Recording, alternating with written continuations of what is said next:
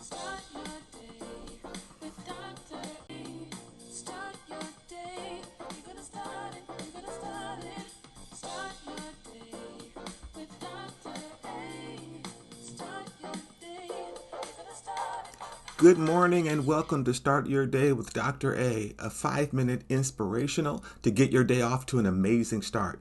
And today we're going to look at a concept that is so commonly stated but so commonly misunderstood. You know, one of my favorite movies is called The Princess Bride. And in The Princess Bride, one of the funniest characters in there keeps saying this word, inconceivable. Inconceivable. He says it in a number of different contexts, and sometimes he says it completely out of context. And so finally, one of the other characters with him says, you know, you keep using that word inconceivable, but I don't think it means what you think it means. And you know what? What we're going to study this morning is a word that we use a lot, and that word is church. But we're going to see that that word means something so much more powerful when we keep it in its context. Here's our verse this morning. Matthew 16:18 says, here, Jesus is speaking, "Now I say to you that you are Peter, and upon this rock I will build my church, and the powers of hell will not conquer it." Here's the phrase we're going to work on. Upon this rock, he says, I will build, this is Jesus says, I will build my church, and the powers of hell will not conquer it.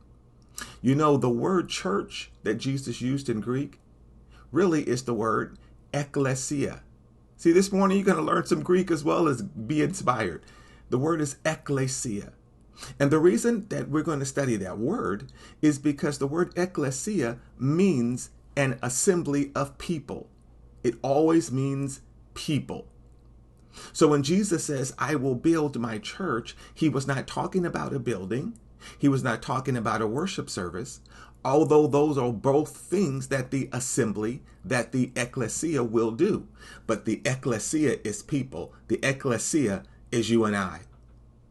You know, you and I belong to each other. We're all part of one body. There's only one head who is Jesus. The rest of us make up the body of Christ corporately, across denominational lines, across racial lines, across cultural lines, even across the nations. We form one group that people said, that Jesus said he would build, which is his ecclesia, his church.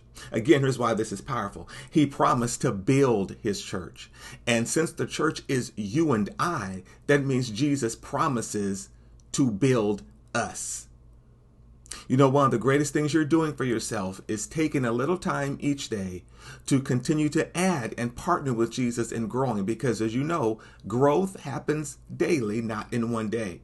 So just know that daily, just know that Jesus is always about building you, becoming more of what he called you to be. But secondly, he says, not only will I build my church, but all the powers of hell will not conquer it.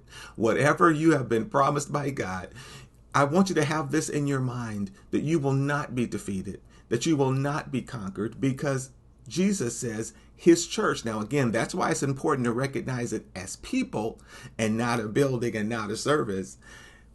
He said he will not only build you, he will protect you. He will make sure that you are not defeated. Down does not mean out. It means you get to start again.